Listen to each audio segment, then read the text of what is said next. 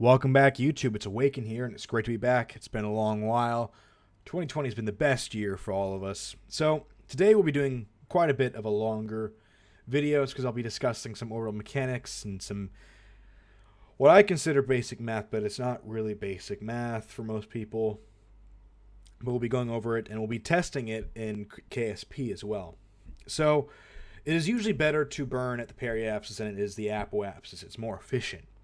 And this is due to something called the Oberth effect, which basically states that given a certain change in velocity, or delta V, it is better to use that change of velocity at a greater starting speed than it is at a lower starting speed, due to the kinetic energy equation. Now, this I can demonstrate to you very simply here. So the kinetic energy equation is mass times velocity squared divided by 2 equals kinetic energy. To make this simple, say this is apoapsis, say this is periapsis. I've multiplied everything by 2, and the mass unit is 1. So we're just talking about speed here. So say that you have initial starting speed of 2.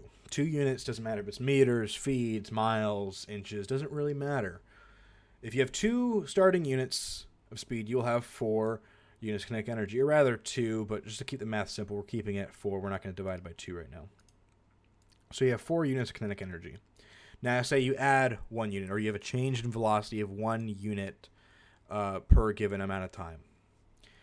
So now you have 3 units. That squared, of course, is 9. 9 is minus 4 is 5. So you have a change of kinetic energy of 5 units. Now, say you have a greater starting speed, is that like at the periapsis? You know, in every case that I have seen, you're always faster at your periapsis than your apoapsis. And I'm pretty sure that's universally true. So say you have a starting velocity of 4 units. Now you have 16 units of kinetic energy. You add that same 1 unit of delta V here, and you'll get 25. 25 minus 16 is 9. 9 is obviously greater than 4. So 9 is a greater amount of kinetic energy than 4, which means that the same amount of delta V, 1 unit, is more efficient burning starting at a higher speed. Now to demonstrate this in KSP, we will, if I can get back to KSP and not launch Microsoft Flight Sim like my last attempt at this video, we will do a quick test of this. So in order to maintain the fidelity of this test as much as I can, I'm going to quick save here to keep the orbital info the same, starting for both tests. We're going to create a node here. We're going to snap it to periapsis and make it 200 meters per second change. And we're going to get really close to that periapsis. We're going to record the speed. Won't be exact because we're not going to be at the exact point of periapsis. We will get as close as we can. Until then, we can mark down our mass, 5371. Now, I have done this test a couple times before, but I always failed doing something in the recording.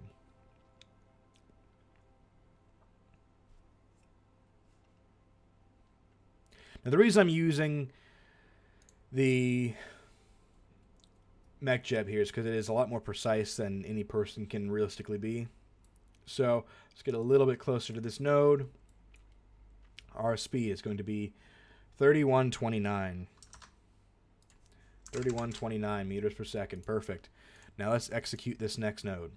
Now we are quick saved here, so if I mess up somehow, I'll just quick load.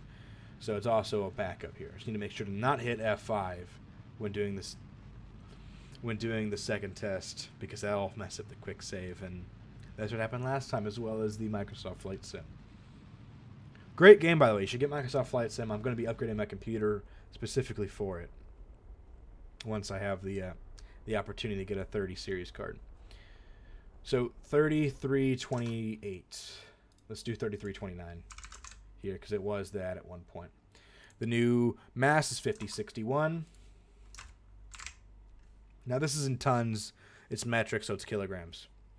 So as you can see here, we have an escape trajectory. So we have added about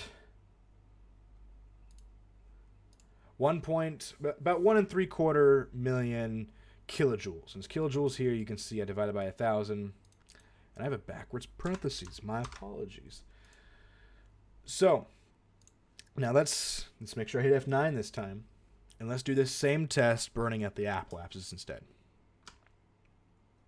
Lovely. I was actually pressed the right button this time. So let's create a node up here. Let's quick save again just because I'm silly. Let's lock it to apoapsis. 200 prograde. Update. Perfect. I'm going to quick save one more time. Here. So we have the same orbital info as the first test. Let's warp over here. I'm glad it's doing it automatically instead of me having to do the warp manually this time. Before it's giving me issues saying I had to warp to node. I don't want to do that. I want to warp to just before it.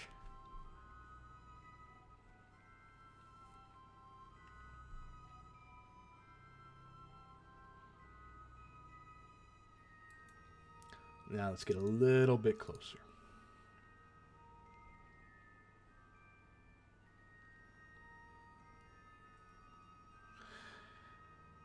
So I'll be doing a lot more of these orbital mechanics videos. I might add math into them like I am this one. I'm not entirely sure because I need to cover the rest of these, not just the efficiency things. I need to cover prograde, retrograde, Probably do that all in one video. But okay, so we are pretty close to the node now. Our orbital speed won't change too much. So 218.3. Let's write that down. 218.3. Our mass should be 5371 because remember we quick saved and quick loaded. Let's double check though. 5371. Perfect. Now let's quick save here just to double check and make sure everything's all right.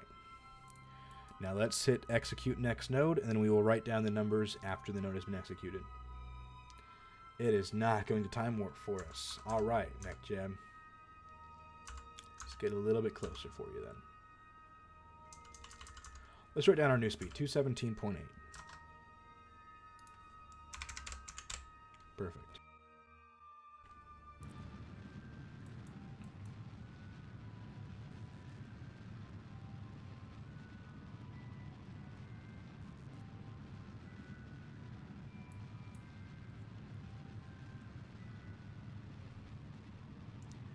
Now, as you can see here, we've spent just about the same amount of fuel, if not the exact same amount of fuel. And we have not achieved an escape trajectory. So we do not have enough kinetic energy, or energy, period, to get out of this. I mean, we have chemical energy, but we're not counting that. We do not currently have enough kinetic energy to exit the orbit of Kerbin. So 417.8. Let's write that down. 417.8. Perfect. 200 meters, 200 meters. Let's write down our new mass. 5063. Well, it's pretty close. We actually spent less fuel. So this gives the advantage to the apoapsis burn, yeah? Alright, so we had a change of 314,000 kilojoules. Not as nearly as much as the change that we had with the periapsis. And this is the difference between those two. So the periapsis had an advantage of about 1.4 million kilojoules of energy, which is enough, as we saw before, to get out of the Kerbin system. And this is why you should almost always burn at periapsis as opposed to apoapsis when trying to escape a gravity well or orbital system.